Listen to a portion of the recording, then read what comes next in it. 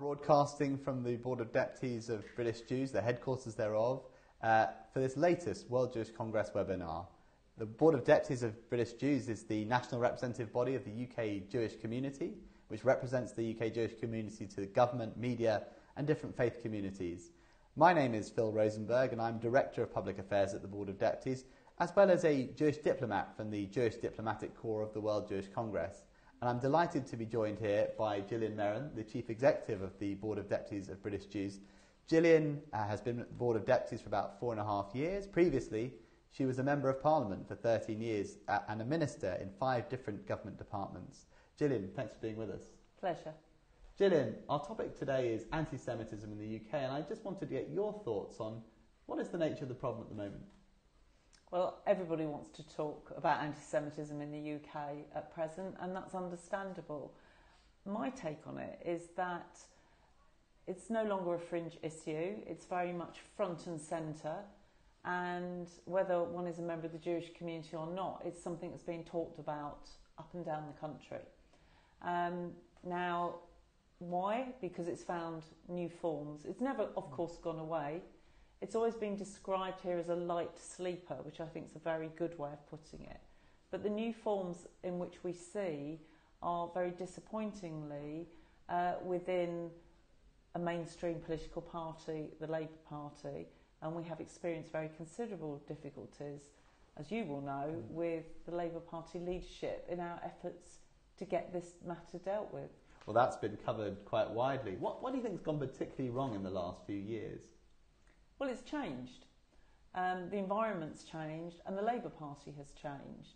Now, it's very important to say that there are many, many very decent and good people in the Labour Party who abhor what is happening in the failure to tackle anti-Semitism and the extent of anti-Semitism in the Labour Party. And the fact is that the Labour leadership has failed to tackle it, has been very slow to acknowledge it, and really is not convincing us at all of its determination to stamp it out. Now, why in 2018 we are discussing it in this way is shocking. And as you rightly said, you know, I'm a former Labour Member of Parliament and a former government minister, served Gordon Brown and Tony Blair.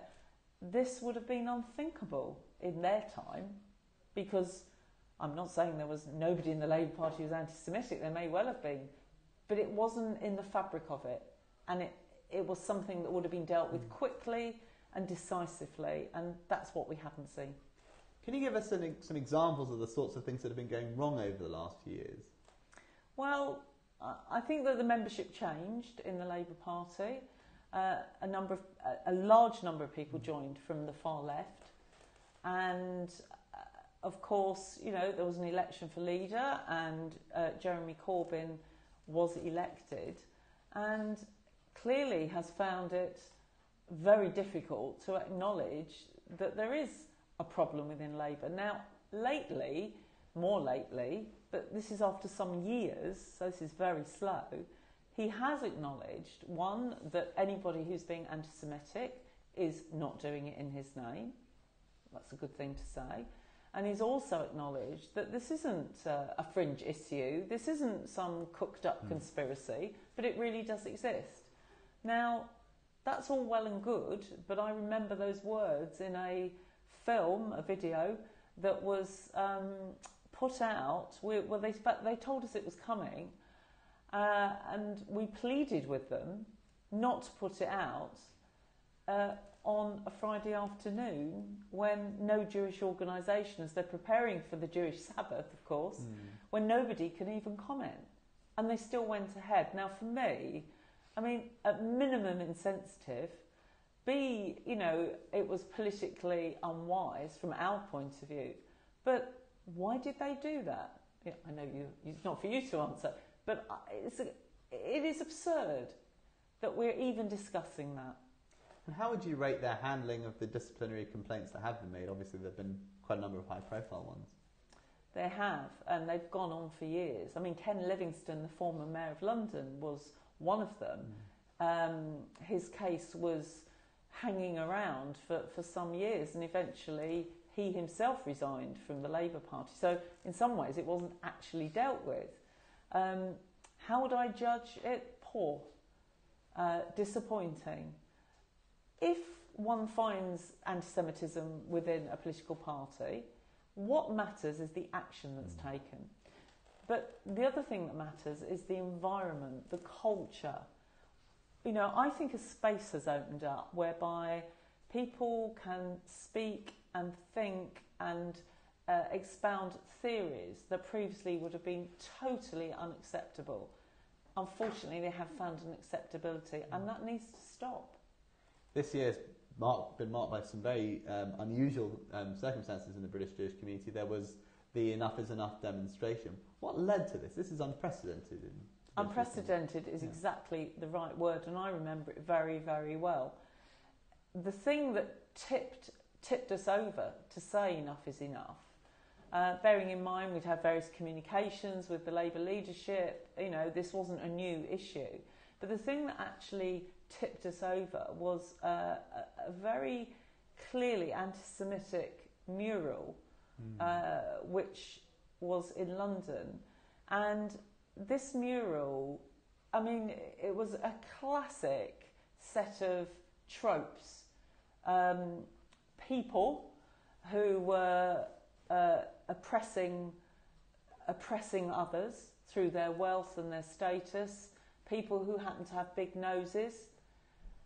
You know, you name the anti-Semitic trope, it was in there. Jeremy Corbyn defended the artist. He had to back off, of course. But he defended that. You can imagine, you know, I think anybody listening to this will understand why we did say enough is enough. So within 24 hours or so, we called upon the Jewish community to act, and they did. They did so in their thousands. You know, people here, Jews are not like usual to take to the streets. They did. They came to stand outside the Houses of Parliament and heard the words of many Jewish MPs who are as appalled as anybody about this, and non-Jewish MPs, very important. And I can remember speaking at the rally, and I started not with the words that I was expecting I was going to say, but it just came to me. And what came to me is I said, I never dreamt in a million years that I would be standing outside Parliament to say what I'm about to say. And there is a deep sense of disappointment, sadness, as well as anger. But believe me, when people said enough is enough, they really meant it. For sure. Over the summer we heard a lot about the International Holocaust Remembrance Alliance definition of anti-Semitism, and Labour's handling of that was regarded as very poor. Would you be able to say something about that? Well, my view is if you're going to accept something, it's good to do it with good grace and get on with it. That did not happen. It was the slowest snail's pace of a road to the acceptance of the international definition of anti-Semitism. And the way I look at it is it's good enough for scores of countries across the globe. It's good enough for over 130 local authorities in Britain. It's good enough for many political parties. Why wasn't it good enough for the Labour Party? Again, I don't ask you, Phil, so that you answer that. I throw that question out there because they argued that they didn't want to have the examples. They argued that they had to have some caveat, and very disappointingly, and we had a number of friends in the National Executive of the Labour Party that was discussing it, who understood the issues and really wanted the Labour Party to do the right thing. Even at the last moment, very disappointingly, Jeremy Corbyn, the leader of the Labour Party, in the discussion brought forward a paper to qualify. Now, go back to my point about good grace. I think if one is likely to go down a road, go down that road and get all the benefits and make people feel good and secure and confident.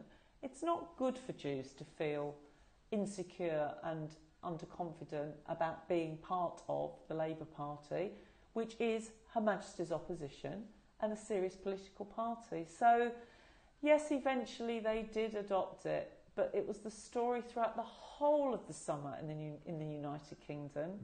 It distracted from every other political story that Labour was wanting to get out there, and yet they just didn't deal with it. So yes, it's adopted. There was still a bit of funny business at the end, which was a bit of a caveat there. But again, adopted, yes. So some progress after years and after the most incredible summer of, I think we can say, discontent. Yes, quite so. I mean, one of the key things that happened in those last few weeks was the trade unions intervening. Is that unusual? It was very welcome, because in the Labour Party, of course, the trade unions are very important, and they represent millions of working people. It was quite a turn up for the books that actually trade union leaders who previously had been backing Jeremy Corbyn said enough is enough. They saw the good sense of it. And so actually that was also part of the pressure on Jeremy Corbyn and the Labour leadership to realise that doing the decent thing, the simple and correct thing, adopting an internationally recognised definition and all of the examples, was the right thing to do. But yes, it was really quite something to see. What do you think, after all of this, Labour could do? Is there anything they could do to improve the situation? Yes, there is. And months ago, we set those things out. We talked about the international definition of anti-Semitism, but we also said that what we need to see is the disciplinary cases dealt with, such that all of the anti-Semites are kicked out of the party, and promptly. So we don't want cases going on for years. We also said that we wanted to see transparency to restore confidence. Very important. There's a huge lack of confidence in the disciplinary process. We said we wanted to see education and training delivered by, we suggested the Jewish Labour Movement, which is the Jewish affiliate to the Labour Party, very well equipped to do this. We still wait for a response on that. And we also said that we needed to hear Jeremy Corbyn apologise with depth, and for him to do it for his past associations. So these seem to me quite straightforward and sensible, and we are still waiting. Thank you, Gillian. We've had a few questions in from the audience. It is possible to ask questions as we go, so I'm going to share a couple of those with you now.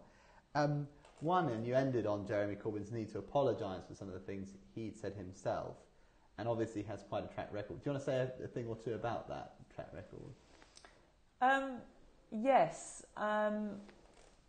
There is a long history, which Jeremy Corbyn has, of associating himself with people that we would not regard as, well, I don't think I would use the word friends, but unfortunately he has.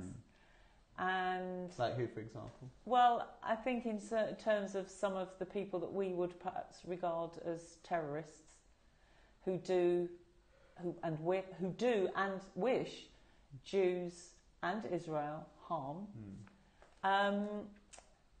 He had a particularly bad incident not many months ago and a most bizarre discussion about whether he was really laying a wreath or not for terrorists or the victims. I mean, it was a very strange thing. How one can not know who one is laying a wreath for, I don't know. But I'm afraid he has a little long... he's aware of that. I mean, I can remember raising that with him many years ago. So we need to hear that. But the other thing that you also invite me to say, I think, through the question, is about the culture of denial. One of the big problems in the Labour Party is people, not necessarily the leaders themselves, but friends of the leaders, saying there's no problem. Well, the leadership of the Labour Party needs to stamp down on that. I mean, one of the questions that's come into us is quite a blunt question. Do you think Jeremy Corbyn himself is an anti-Semite?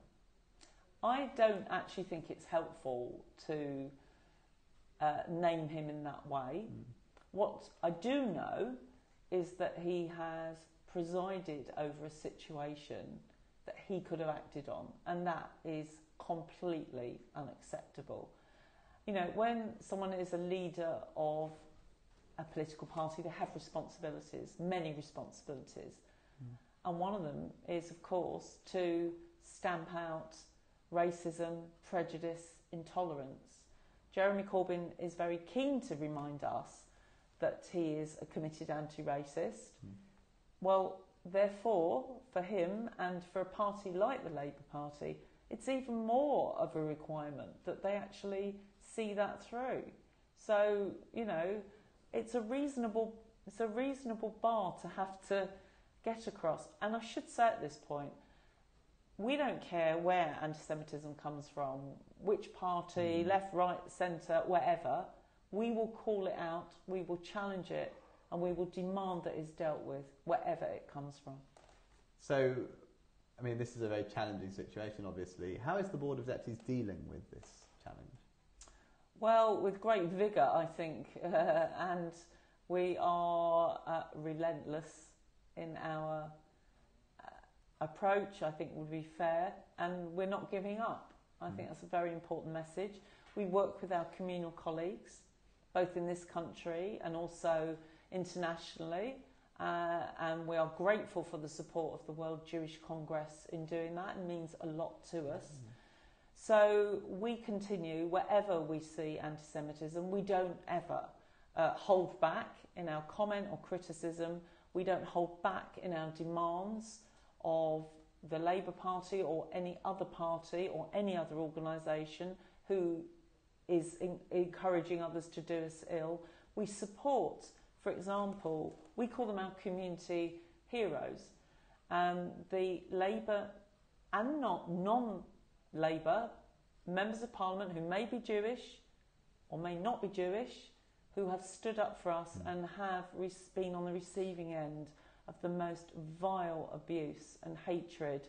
And in some cases there has been criminal activity, and the police and the Crown Prosecution Service have stepped in. One of the questions that's come through is, and it's a challenge that the Board of Deputies often gets, is how much of this is simply a question of the Jewish community conflating criticism of Israel with anti-Semitism? No, I don't think it is. You've only got to look at the Twitter feed that comes our way, the Board of Deputies, or Facebook, to see and it is vile. It is disgusting.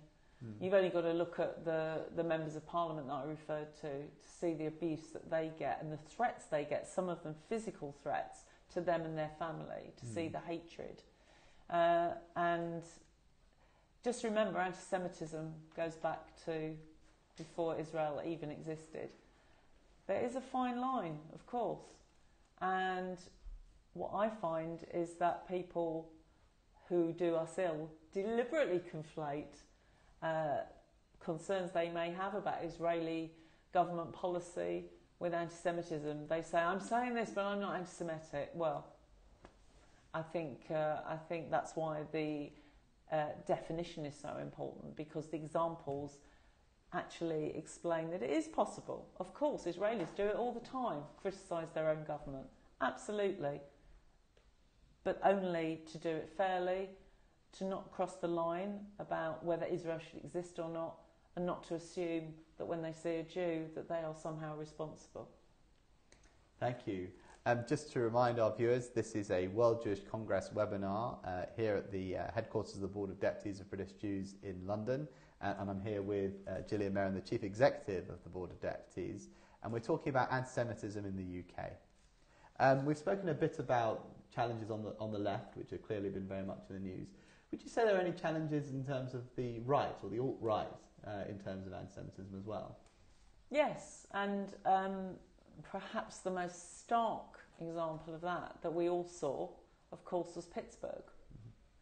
And the most chilling thing for me was that gunman went into the Tree of Life synagogue saying, all you Jews must die. He didn't care how they worshipped, what they thought, how they looked, how old they were, where they came. He didn't care. They were Jews, and that's the end of it. So yes, absolutely, from the right. And in Britain also, you know, the right have always been a bubbling source of anti-Semitism. We saw it a few years ago in particular, very distinctly around the very Jewish area of Golders Green, where the far right were organising because they wanted a Jew-free zone. Now, actually, what they did is bring us together with many faith groups, many community groups, and strengthen Golders Green and strengthen the Jewish community. And this is always the flip side of threats to us. Actually, it brings us together. The incident in Pittsburgh obviously shocked the Jewish world and indeed the whole world. How did British Jews respond to that terrible incident? Very deeply in their hearts. We really felt it. And from the Board of Deputies, we swung into action straight away, and within 24 hours organised what for me was perhaps the most moving thing that I have ever done in my role as Chief Executive of the Board of Deputies. We organised a vigil at JW3, which is a Jewish communal centre. The tickets for that event went within 15 minutes. So we live streamed it so that people all around could see it. Within 24 hours, the kind of people who dropped everything to be with us and respond to the Board of Deputies included the Chief Rabbi, the Mayor of London, the Home Secretary, the American Ambassador, the heads of all the denominations here, and others. So they cleared their diaries. They wanted to stand with us. The Assistant Commissioner of the Metropolitan Police came to reassure the community. You know, in terms of feeling here, I can still feel the strength of feeling when I talk about it. I think we were very disturbed. We wanted to reach out to our sister community in Pittsburgh, and we, as a Board of Deputies, had to reassure our community. And that vigil gave expression, but it also gave reassurance. And if you look at the situation across Europe, where the right has obviously been on the rise, how would you compare the UK in terms of the right wing, and particularly the far right in the UK? Well, probably what we haven't got so much as in other European countries is it institutionalised through political parties. Not currently. And I don't want to see that. So I think that probably sets us apart in that respect. But of course, when we see the rise of the far right across Europe, we feel it too. And, you know, what happens over the water, and of course, Brexit's a huge discussion about Britain leaving the European Union, but that bond with our Jewish sisters and brothers across Europe will never be broken. Do you think Brexit will have any impact on the Jewish community in the UK? Are there any things that we should be concerned about? Well, there are areas which we have sought reassurance from the British government for, and we've been to see them and discussed it.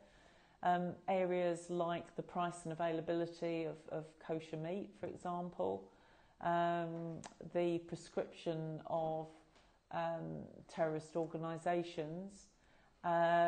We need to see the continuing of legislation, or protection, should I say, in, you know, the dealing of monies. We don't want to see an open opportunity for terrorist organisations to be able to use Britain in terms of their laundering their money, because the European Union kind of provides a clarity and a framework which this country has signed up to. So we need to ensure that framework continues. Right, okay. And are there any particular challenges potentially in terms of UK-Israel relations that are wrapped up maybe in EU agreements? Well, depending on what side of the fence you are on the remain or leave Europe. So some people see it as a tremendous opportunity for Israel-UK trade, and others see it as a problem, in particular because Israel will not have a UK voice around the table when it comes to discussing matters in relation to the region. So you pays your money and takes your choice, I would say. Look, Britain is on course to leave the European Union. Our job has to be to make sure that that any potential benefits do accrue. That's important. You know, we are where we are. Did the Board of Deputies take any position on Brexit? No, we're a non-party political organisation, and on matters like that we wouldn't take a line, which is right, but what we did do is facilitate debate. And at one of our regular meetings that we have with all of our deputies, our representatives, we had very high-level contributors from both sides of the debate to discuss that, and I chaired that. It was certainly lively. And we've spoken a bit about anti-Semitism and some of the challenges potentially coming out of Brexit. Are there other challenges facing the British Jewish community at the moment? Yes, it's never quiet here.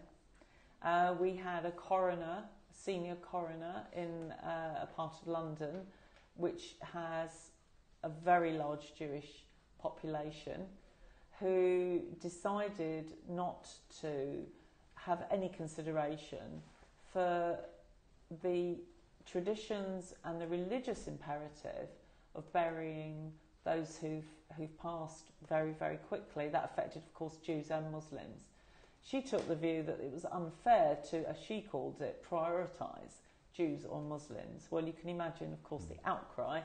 We worked with the Burial Society, and we, for example, led on the advocacy, taking up with the Justice Secretary and others of influence.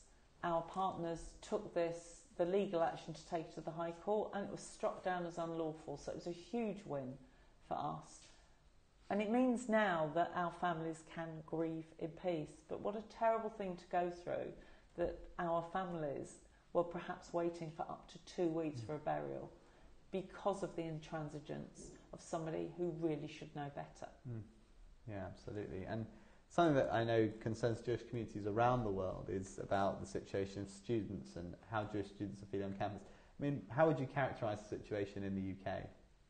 Well, talking to the Union of Jewish Students, they are keen to emphasise that Britain is a good place to be a student, but there are, of course, flashpoints around and often and around the matter of Israel. We are ever alert and work very closely with the Union of Jewish Students, and we have tried to be very positive on this as well. It's very important to educate people.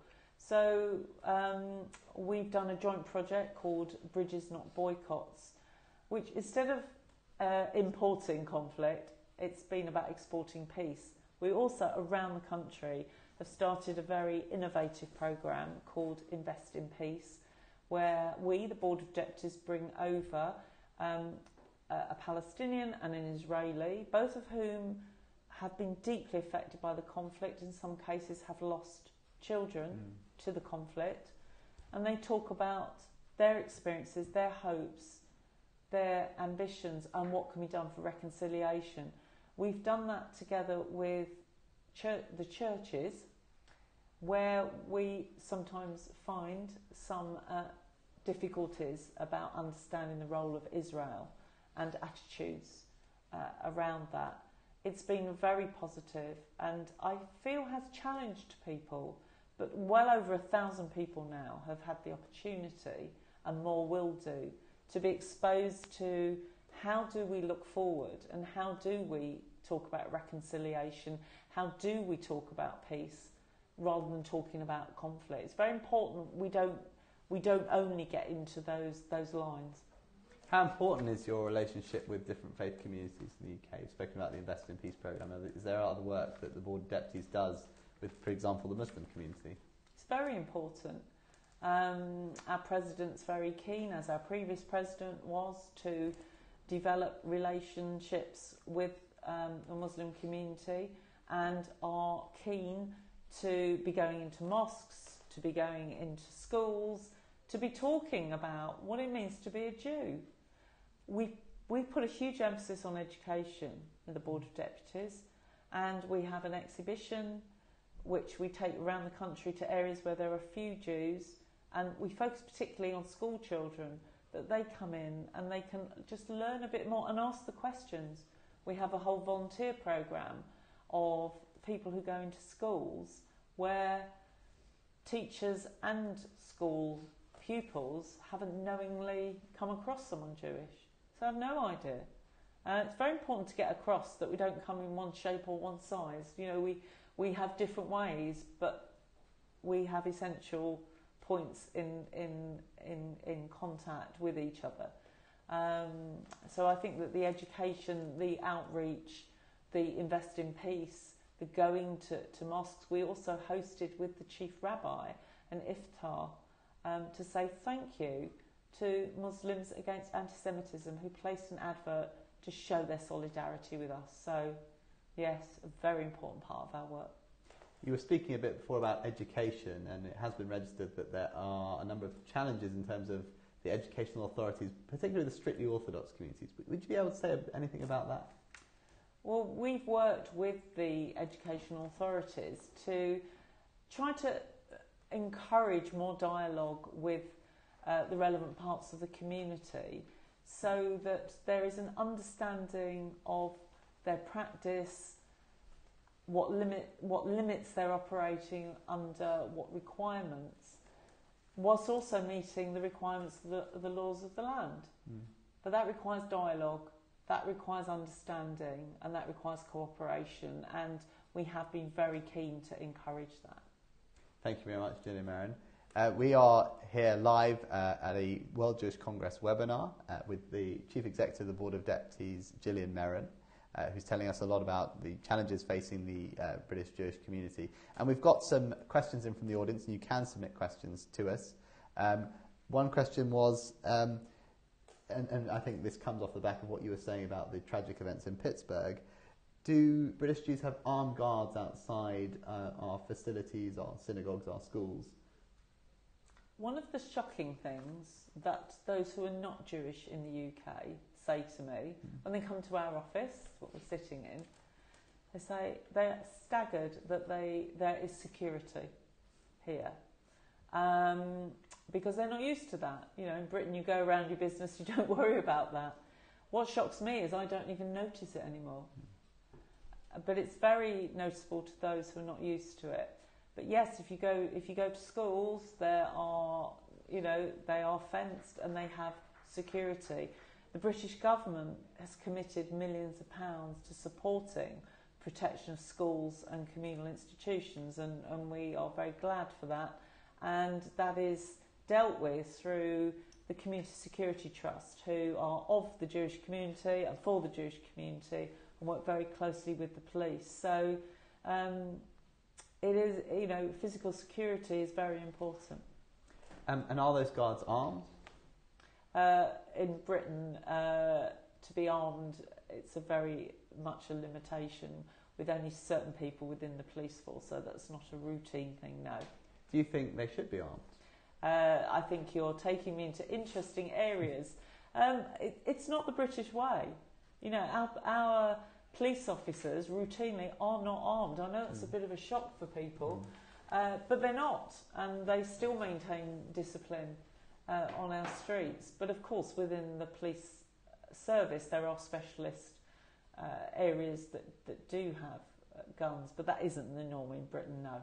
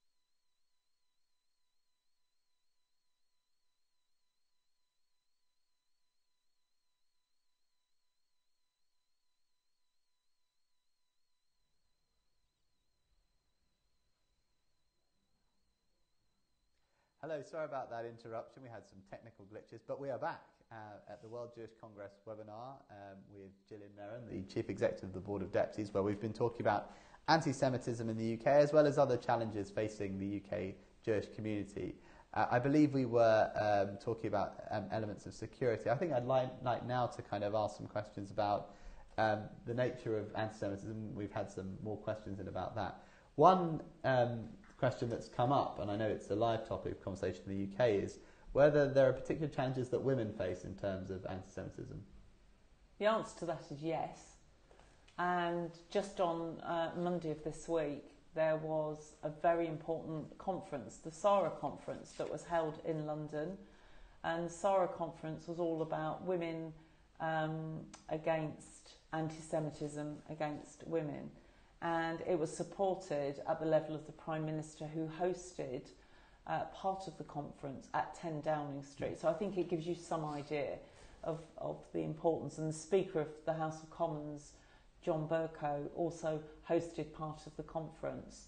And it brought together many people from not just around the community and from politics, but also police and others. And what shocked me is there was one of the illustrations was that Tracy Ann Oberman, who's a well-known actor in Britain, Jewish, who makes her opinions clearly known on the whole matter of anti-Semitism, for which we are all grateful. She said she searched under the words filthy Jew, and she found out that she came up top of the poll in terms of the interest that she had attracted, way beyond her male counterparts, actors, that even she said are better well known amongst the public and are also Jewish. Which set it out quite clearly to me. We also know that women MPs such as Ruth Smith, Luciana Berger, Dame Louise Ellman, Dame Margaret Hodge and others suffer far higher levels of abuse, not just verbal but physical threats, and some of those have had to have security to escort them. I mean, this is just not how it should be. So I regret to say that the conference shone a light on something that we all knew, which is that hatred of women and hatred of Jews, when it comes together, is particularly toxic. We're obviously broadcasting live to a global audience here at the World Jewish Congress webinar, and some of the people have been writing and asking us how they can help. How can Jews around the world help the Board of Deputies, the UK Jewish community, the World Jewish Congress deal with the challenges that we're facing? Well, I mean, I think that's very good of people to be asking that question, and actually taking an interest by being involved in this webinar today is good, because it's always good to air this so people understand. I would say by being involved in whichever country people are in, to be involved in their own Jewish organisations. I know we'd welcome more involvement in our British Board of Deputies.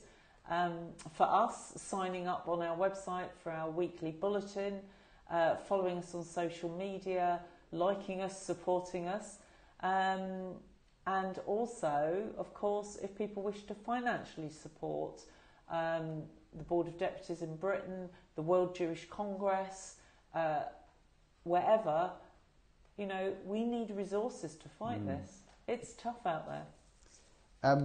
Some people have written in here the challenges, said, should we all be making aliyah? Should we all be leaving? Do you think that's something we should consider? Well, it is true to say that there are discussions in Britain around Friday night tables and at other times about what the future holds. And it is true that people are uncertain and anxious about a whole range of things. And that can't be right. People will decide to do what they want to do. But I feel it's very important that Jews in Britain can feel secure and live a Jewish life, whatever that means to them, and it means all sorts of different things, in Britain. And, you know, the fact is, yes, it's difficult, yes, it's challenging, but Britain does remain a good place to be Jewish. And I'm very proud to be the Chief Executive of the Board of Deputies of British Jews, because we are using our voice, using our strength, working with the World Jewish Congress to make it absolutely the right thing to do if people wish to be here as a Jew in Britain. Are a lot of Jews leaving the country? Are a lot of Jews making Aliyah? There's not evidence specifically on that. And of course, in fact, we've had an influx of French Jews come to London, and they're most welcome. So, of course, there's movement. Sometimes it's difficult to know exactly why people are moving. But yes, there is anxiety, and yes, that is a question people are asking themselves. Have you ever had a personal experience of anti-Semitism? Yes, and you referred to this earlier, Phil, about the conflation about Israel. That I have had the experience very much of being held responsible.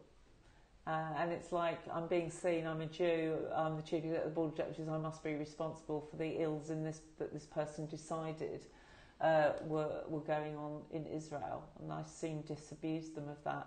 And of course, you've only got to look at Twitter and Facebook to see the kind of abuse which I and the whole team seem to attract. And could you tell us a little bit more about the Board of Deputies, how it's constituted? I mean, how do we decide who's representing the community and so on? So the Board of Deputies of British Jews, as you said, was established in 1760. We haven't all been here that long. But we're very much part of the fabric of our Jewish community and also our country. I'm very proud of that.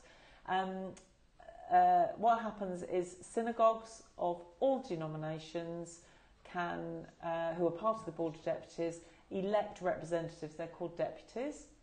And organisations who are also part of the Board of Deputies can do the same. So we're very much part of the grassroots and very much a democratic body. And those deputies elect the president, the treasurer and the vice presidents. So we are unique in our democracy and the way in which we are rooted in our community.